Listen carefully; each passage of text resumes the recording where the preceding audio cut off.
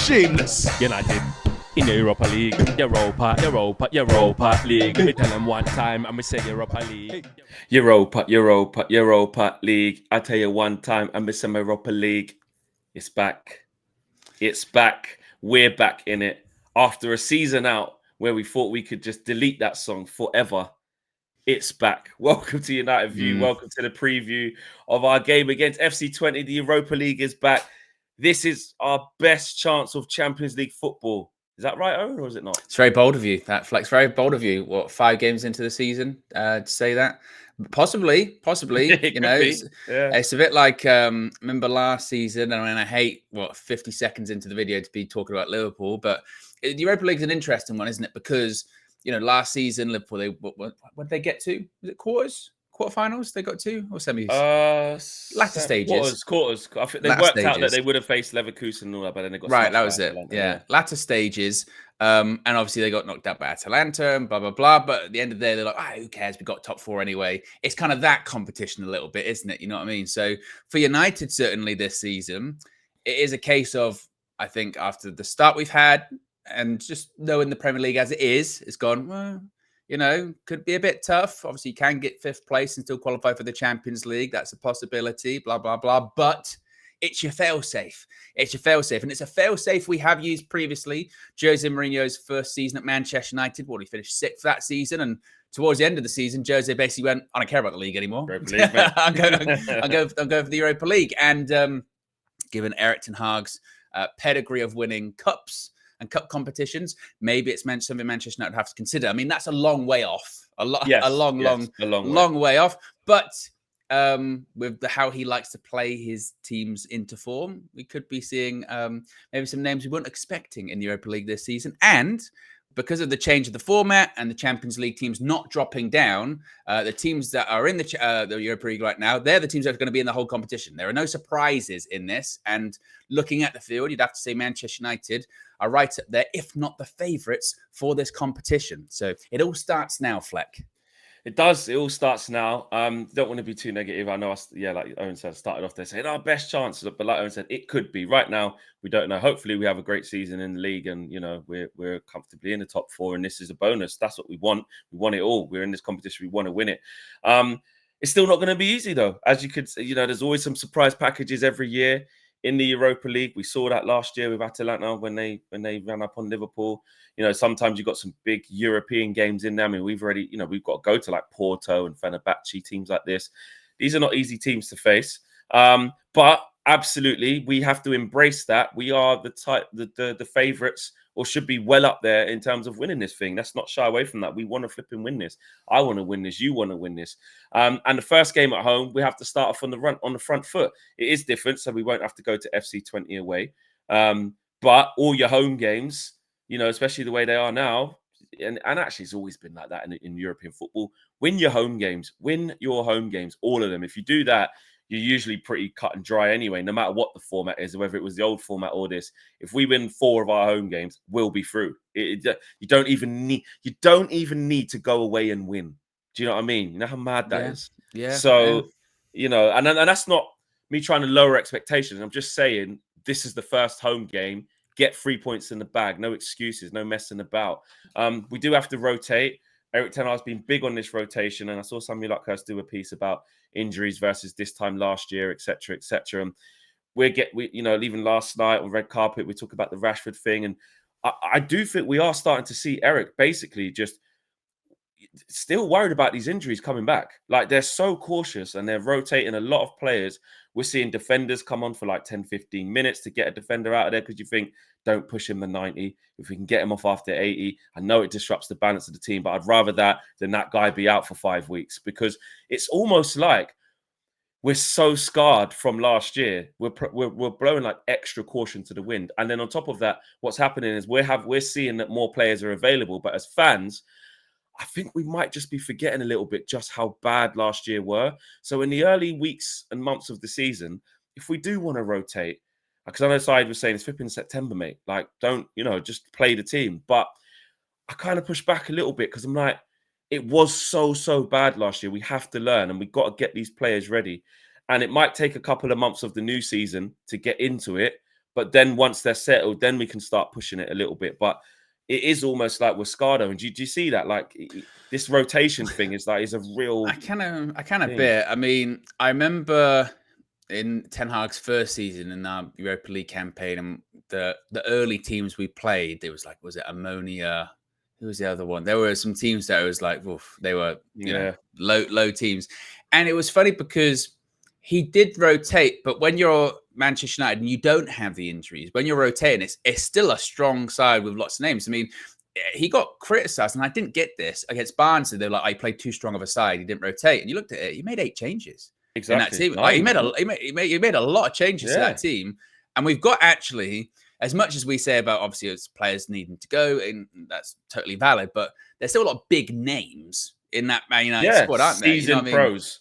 If you rotate, you're still going to have a side full of international players. So even if he does rotate on Wednesday, which I think he will, that still means Casemiro probably starts. You know, Anthony. Well, I don't know if Anthony will be involved, but you know what I mean. Rashford going to want to make sure he wins as well. You would think, given that he didn't start the weekend, Rashford probably starts. Even defensively, you're looking at Harry Maguire's going to probably play then. Fullbacks. It's going to be the same fullbacks. You don't have anyone else, so it's gonna be them. Again, midfielders. You probably look at Casemiro. If Ugarte didn't start at the weekend, so does Ugarte start as well? Probably might come out.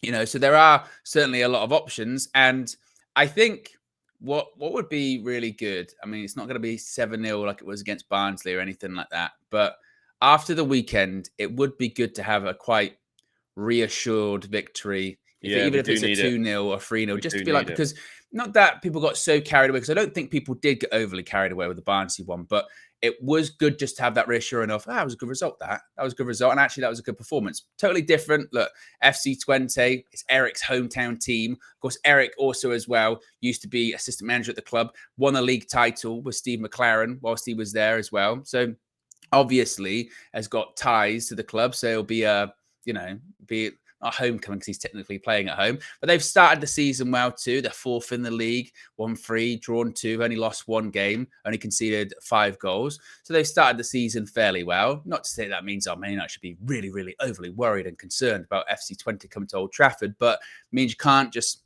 overlook them. They're not going to do anything. Treat them with respect. But you do feel like, again, after the weekend, not that there was a loss, but it felt like a loss because we should have won.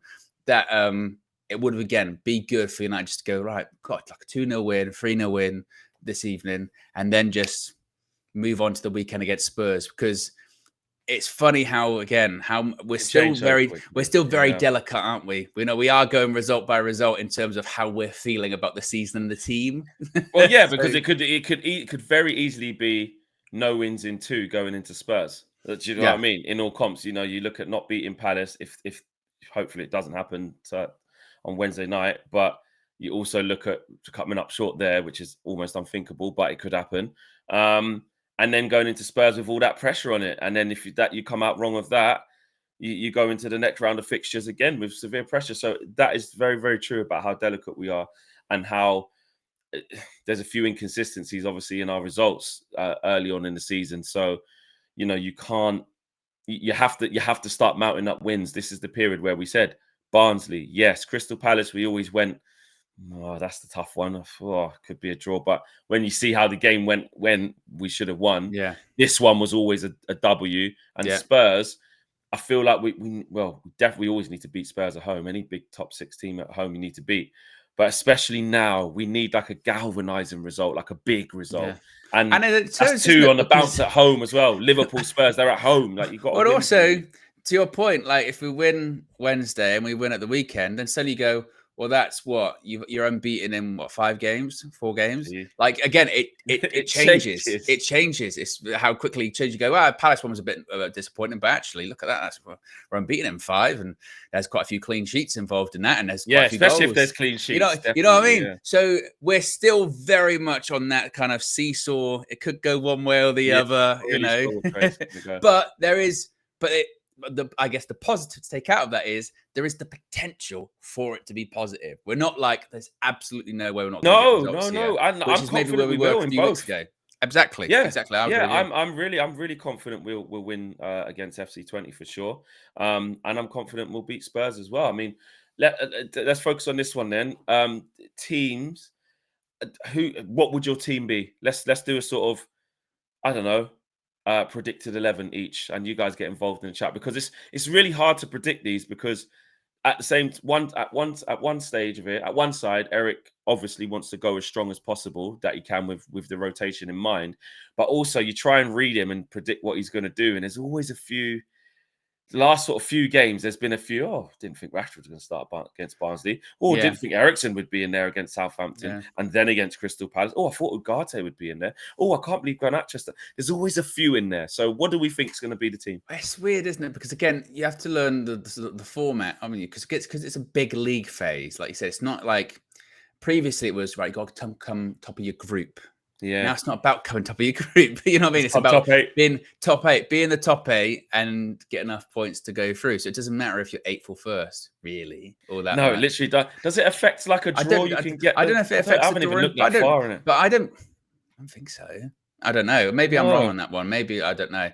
Because you would think there should be an incentive to come as high as possible. Yeah, because otherwise you go, like you said, just finish 8th, mate. 8th. Don't worry. Yeah, just lose 2 at home, draw 2 away, and then we'll start winning. Just get enough. Yeah, exactly. So, but yeah, so in terms of the team, you probably go Onana. Like I said, the fullbacks will be the same because we're going to play. Centre backs, I think probably Harry Maguire would come in.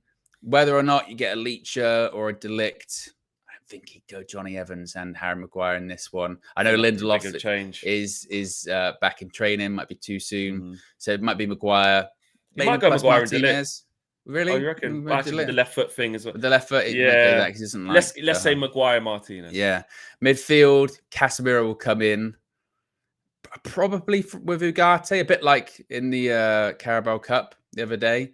Yeah. Oh, they were together, weren't they? Yeah. In the Carabao Cup. And then wide players, it's kind of take your pick, really, because there's rotation, but it's not rotation as in, you're second best. It's just whatever really Eric's unless it's Anthony. Unless it's Anthony. But I even think he might even, I'm not even sure I'll go Anthony. I feel like no, the Carabao Cup was fine, but Europa League, we know. It might be too high. Yeah. As far as, the who will play in the 10, I don't know.